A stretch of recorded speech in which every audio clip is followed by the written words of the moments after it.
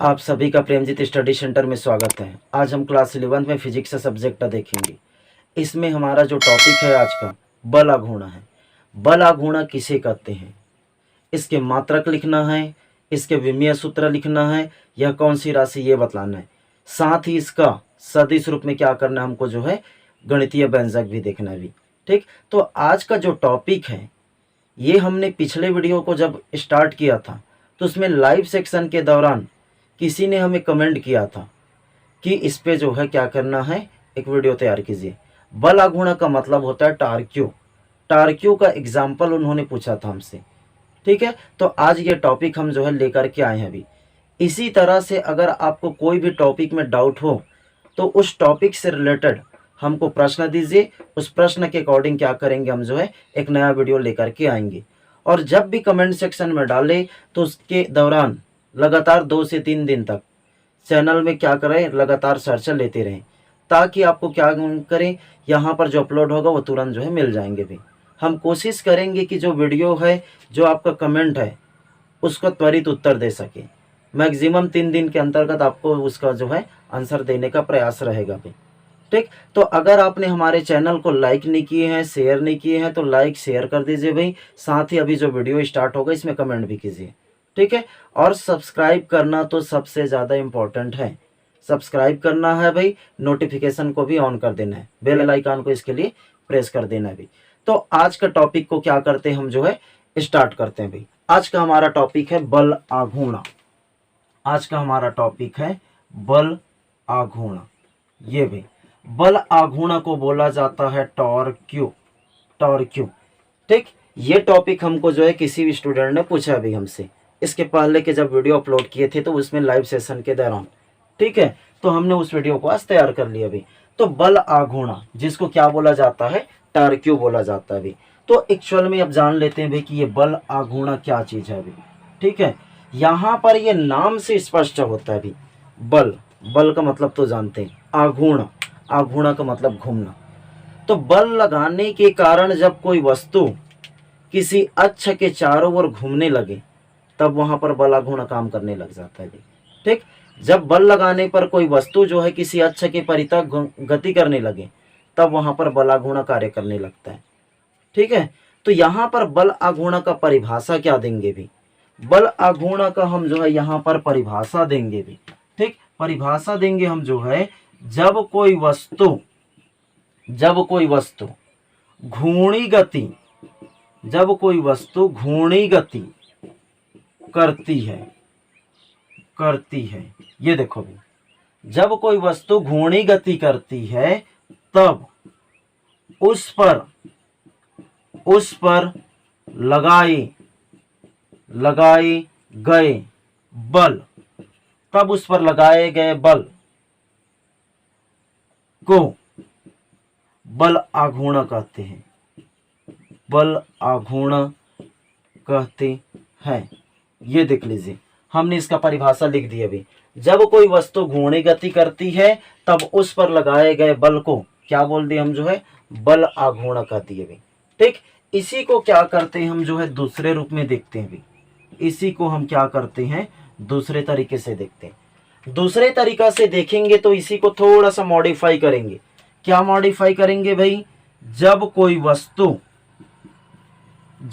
वस्तु किसी अक्ष के परितः, किसी अक्ष के परितः, जब कोई वस्तु किसी अक्ष के परितः घूर्णी गति करता है, ये देख लीजिए, जब कोई वस्तु किसी अक्ष के परितः घूर्णी गति करता है तब वस्तु पर लगाए गए बल को बल आघूर्ण कहा जाता है। बल आघूर्ण कहा जाता है, ये देख लीजिए भी, जब कोई वस्तु किसी अक्ष के परितः घूर्णी गति करता है तब वस्तु पर लगाए गए बल को बल आघूर्ण कहा जाता है भी। ठीक, ये सेकंड नंबर का परिभाषा। अभी जो दो परिभाषा लिखा गया है दोनों परिभाषा बिल्कुल सेम है। इसमें क्या कर दिए हम जो है, यहाँ पर केवल अक्ष को एक्स्ट्रा जोड़ दिए भी। ठीक है, यहाँ पर ये नहीं बताया कि वो किसके परितः घूम रहा है, लेकिन अपने को मालूम है कि जब भी घूर्णी गति करेंगे तो अक्ष का निर्माण होगा, मतलब अक्ष के चारों ओर ही घूर्णी गति किया जाता है भी। ठीक है, तो यहाँ पर हमने क्या किए, स्पष्ट नहीं किए, इसमें हमने पूर्ण रूप से इसको क्या कर दिए, स्पष्ट कर दिए भी। ठीक है, इसी को क्या करते हैं, एक नए तरीके से फिर से परिभाषित करना है भी, इसी को एक नए तरीके से परिभाषित करना है। तो अब जो नया तरीका से मैं परिभाषित करूंगा भी, नया तरीका वाला क्या होगा, इसका फॉर्मूला रूप में रहेगा। तो नया तरीका में इसको क्या परिभाषित करते, ध्यान देना भाई। यहां पर क्या परिभाषित करेंगे, जब कोई वस्तु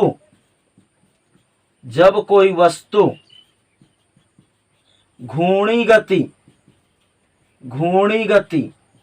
करता है, जब कोई वस्तु घूर्णी गति करता है, तब वस्तु पर जब कोई वस्तु घूर्णी गति करता है, तब वस्तु पर लगाए गए बल के परिमाण, देख लीजिएगा ये परिभाषा डिफरेंट है भाई। जब कोई वस्तु घूर्णी गति करता है तब वस्तु पर लगाए गए बल के परिमाण एवं बल की क्रिया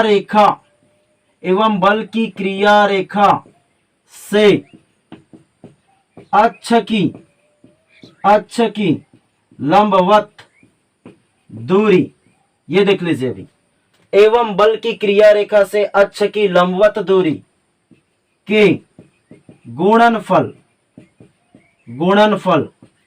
को बल आघूर्ण कहते हैं। ये देख लीजिए भाई। ठीक है, क्या कर दिए भाई हम जो है, उस पर लगाए गए बल का जो परिमाण है और बल की क्रिया रेखा से अक्ष की जो लंबवत दूरी है, इसके गुणनफल को ही क्या बोल देते हैं हम जो है, बल आघूर्ण कहते हैं भी।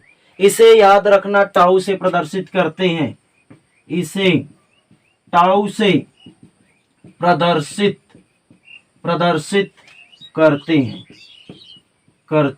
हैं। ये देख लीजिए, ये याद रखना भाई कि इसे किससे प्रदर्शित करते हैं हम जो है, टाउ से प्रदर्शित करते हैं भाई। ठीक, तो यहां पर क्या लिखेंगे, अतः बल आघूर्ण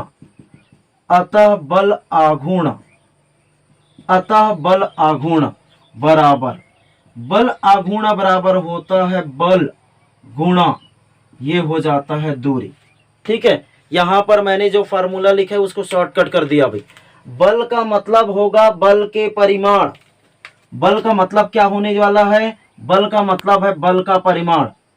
और यहां पर दूरी का मतलब कौन सा दूरी है, यहां पर बल की क्रिया रेखा से अक्ष की जो लंबवत दूरी होगी, यही वाला दूरी है। तो मैंने इसको शॉर्टकट करके लिखा है भाई, तुम अपने नोट डाउन अगर कर रहे होंगे तो कॉपी में पूर्ण रूप से लिख देना। यहां पर बल का परिमाण गुणे में लिख देना अक्ष से लंबवत दूरी। ठीक है, ये कर देना। तो यहां पर क्या करेंगे, अब इसको लिखेंगे तो बल आघूर्ण को हमने तो टाउ से प्रदर्शित कर दिया है भाई।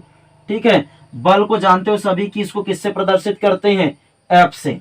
दूरी को भी जानते भाई हम किससे प्रदर्शित करते हैं, डी से। ये देखो भाई। ठीक, तो यहां पर ये हो गया टाउ बराबर एफ गुणा डी, ये इतना भाई। तो ये जो बल आघूर्ण का फार्मूला मिला भाई, ये नॉर्मल रूप में है भाई। ठीक है, सदिश रूप में जब इसको देखेंगे तो इसका फार्मूला चेंजेस रहेगा। ठीक है, यहां पर एक चीज और ध्यान रखना भाई, हमने बोला था इसका मात्रक भी बताना है। तो इसका मात्रक बताना है तो ध्यान रखना भाई, इसका जो मात्रक है, इसका मात्रक, ये देखो, इसका जो मात्रक है एसआई पद्धति में होता है न्यूटन गुणा, देखो न्यूटन गुणा ये हो जाता है मीटर। मतलब इसको स्पष्ट लिख सकते हैं न्यूटन मीटर होता है। ये देखो भाई, मात्रक कोई रटने वाली चीज नहीं है भाई, ये ऑटोमेटिक दिमाग में आ जाता है। यहां पर बल आघूर्ण का मतलब बल है, बल का मात्रक क्या होता है, न्यूटन। दूरी है, दूरी का मात्रक क्या होता है, मीटर। बन गया न्यूटन मीटर भी। ठीक है, अब तुम्हारे दिमाग में एक चीज और होना चाहिए भी, ये जो न्यूटन मीटर है या बल गुणा जो दूरी है, ये किसी न किसी और राशि के लिए उपयोग में आता भी, तो वो राशि कार्य होता भी। कार्य बराबर होता है बल गुणा विस्थापन। ठीक है, इसी कारण याद रखना जो बल आघूर्ण है उसको बहुत सारे जगहों में कार्य के बराबर लिया जाता है, क्योंकि बल आघूर्ण का मतलब भी बल गुणा दूरी बनता है और कार्य का मतलब भी बनता है बल गुणा विस्थापन। विस्थापन भी एक प्रकार का दूरी होता है भी। इसलिए ध्यान रखना, जब गणितीय प्रश्न हल करते हैं बहुत सारे जगहों में, तो बल आघूर्ण की जगह में सीधा सीधा कार्य का सूत्र रखा जाता है, और कार्य का जो मात्रक होता है वही बल आघूर्ण का भी मात्रक होता है। लेकिन दोनों में एक चीज अंतर होता है, इसको नोट डाउन कर लीजिएगा भाई। दोनों में अब तक समानता देखे, लेकिन एक अंतर होता है। अंतर ये है भाई कि जो बल आघूर्ण है ये सदिश राशि होता है, और जो कार्य है ये अदिश राशि होता है भाई। ये डिफरेंट है भाई दोनों में। ठीक है, कार्य जो है अदिश राशि होता है और बल आघूर्ण जो है क्या होता है, सदिश राशि होता है भाई। इस बात को ध्यान में रखना भाई। ठीक है, दोनों का विमीय सूत्र भी सेम होता है भाई। जब दोनों का मात्रक सेम है तो विमीय सूत्र भी सेम होगा भाई। तो इसका विमीय सूत्र क्या करेंगे भाई, निकालेंगे। इसके पहले वाले जो टॉपिक पढ़ाया गया था विमीय सूत्र, उसमें पढ़ा दिए थे भाई हमने। तो विमीय सूत्र नहीं देखे हैं तो उस टॉपिक को जा करके देख लीजिए भाई। तो इसका विमीय सूत्र, इसका विमीय सूत्र ये देख लीजिए भाई। जो उस टॉपिक को देखा होगा आराम से निकाल लेगा भाई।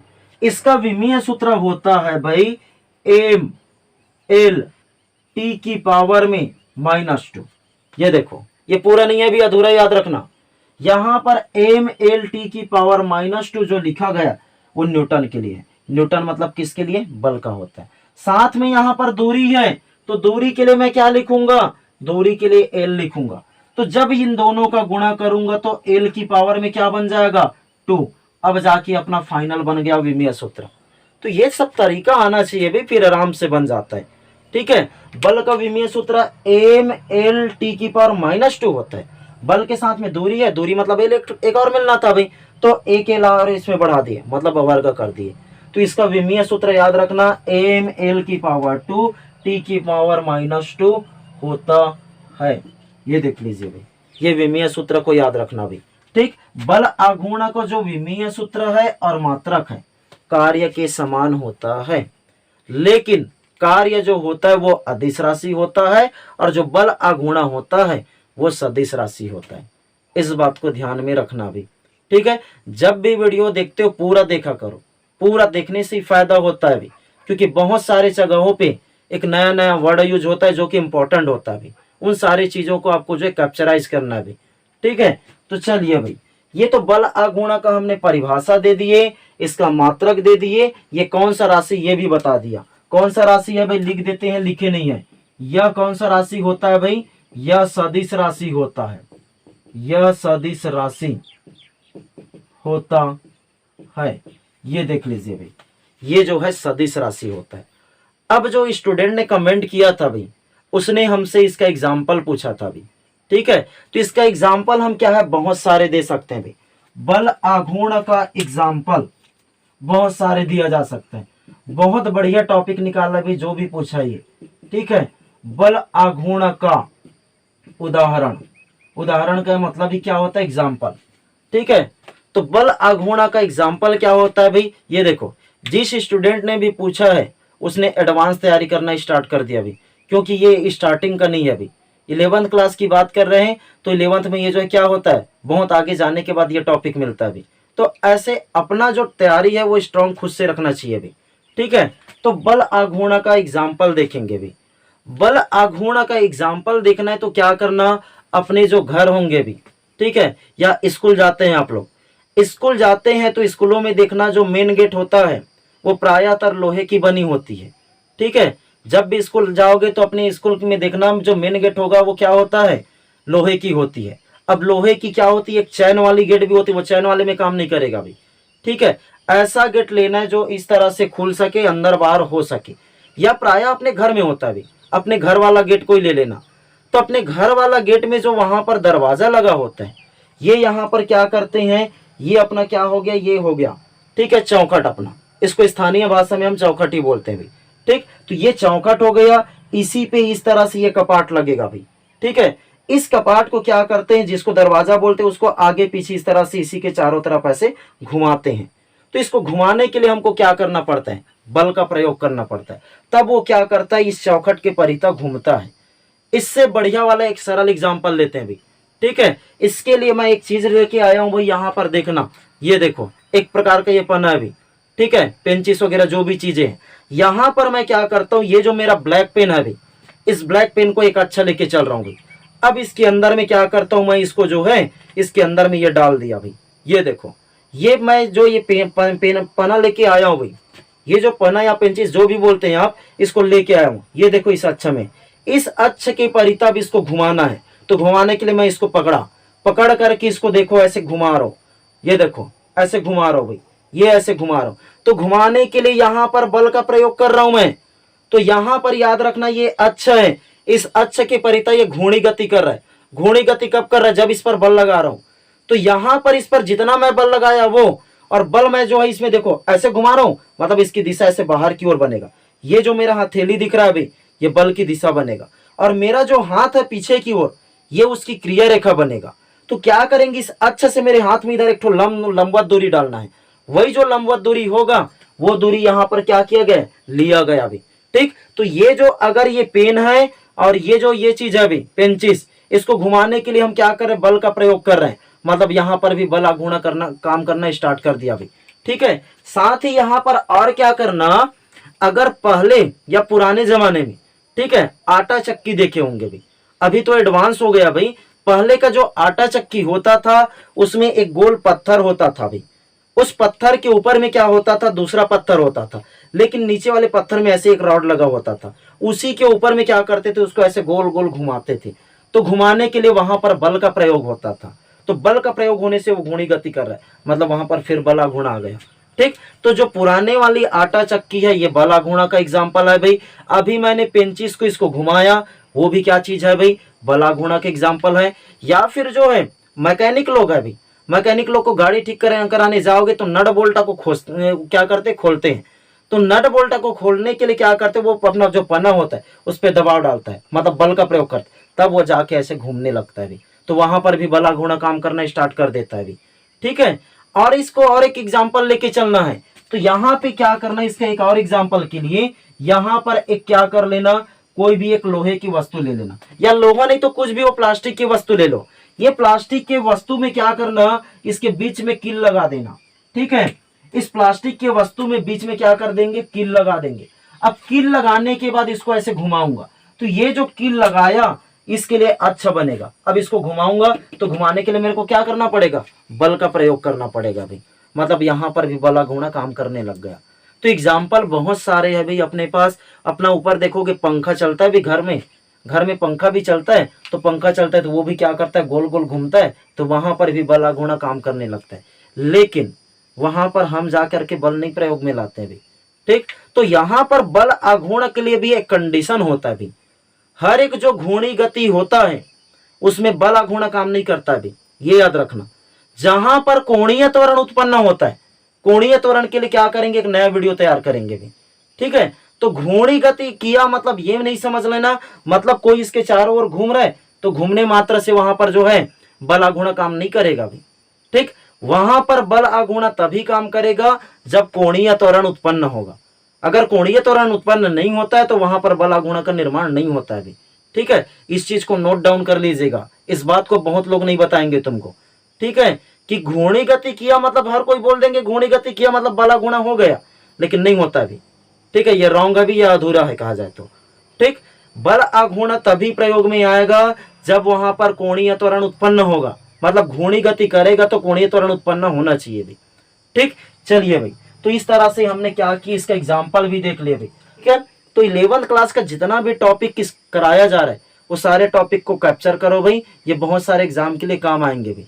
अगर तुम्हारे दिमाग में और कोई भी टॉपिक है तो उस पर कमेंट करिए, उस पर बिल्कुल वीडियो तैयार करेंगे भी।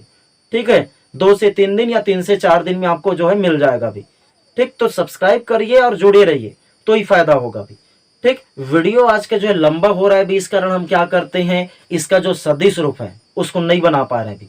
नेक्स्ट वीडियो में क्या करेंगे, हम जो है इसका सदिश रूप लेकर के आएंगे भी, क्योंकि जहां वीडियो लंबा खींचोगे बच्चे जो है बोर हो जाते हैं और देखना बंद कर देते हैं भी। तो यहाँ पर आज का क्लास समाप्त करते हैं भाई। बाकी इसका जो रूप है सदिश रूप, उसको नेक्स्ट वीडियो में देखेंगे, वो भी 20 से 25 मिनट का वीडियो बनता है भाई। ठीक है, तो चलिए भाई, थैंक यू। फिर आज का क्लास यहीं पर